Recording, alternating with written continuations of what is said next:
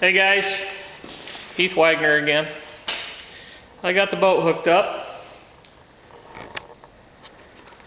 It's after work, just got off work, ran home, hooked up the boat. I was a little shocked at how many people wanted to watch a Garmin Perspective video.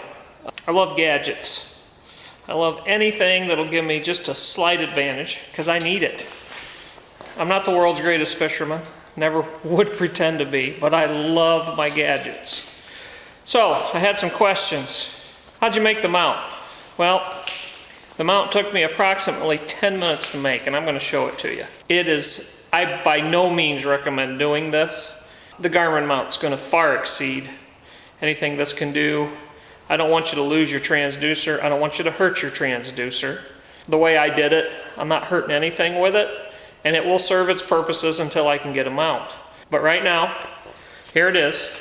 So, what I did is that is a piece of aluminum, angle aluminum, and it's just probably 1/8 inch aluminum.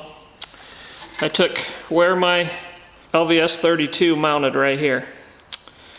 You might want to make sure you don't crush those tabs that allow that thing to spin and lock if you take it off. That's a metric screw going into the back. I don't remember, I think it's a 6mm, but I got that mounted on the transducer on the LVS 32. Right now, that guy is in forward.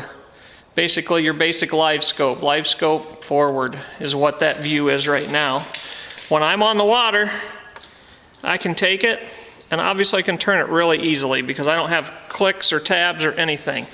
And now, I just put it in perspective. And we're going to go out on the water.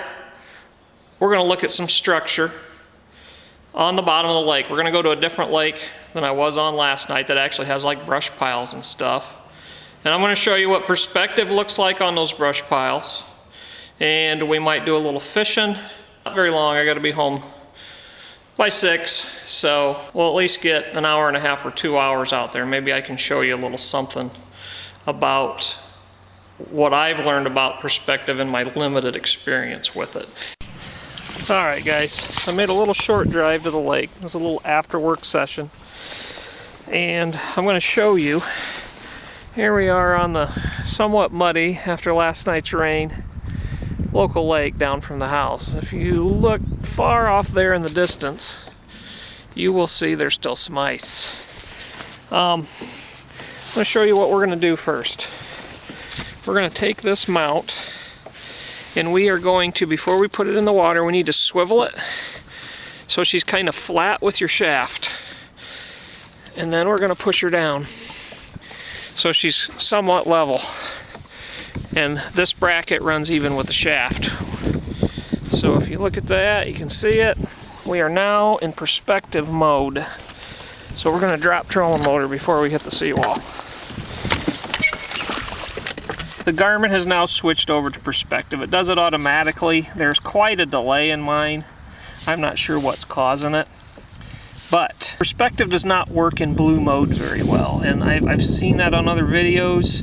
So I like to change the color scheme. So you hit menu on your pop-up screen, go back to amber, and immediately your perspective mode will go back in, go unpause it, and now we are back into perspective mode. Now we're going to look at some stuff. So I'm in an area where I know there is a lot of brush. So some of you guys wanted to see structure. That's the cool stuff. That's what I like to see, almost as much as I like to see fish swimming across it. So we're going to go over here to some structure, and we're going to take a look around, see if there's any fish relating to it, see what they're doing. Thanks for watching, guys. I apologize for a little bit of shaky video. I'll get better, I promise. If you liked what you saw, hit that subscribe button. I'll make some more. We'll travel around. We'll do electronics videos. We'll catch a few fish eventually. But just stay tuned.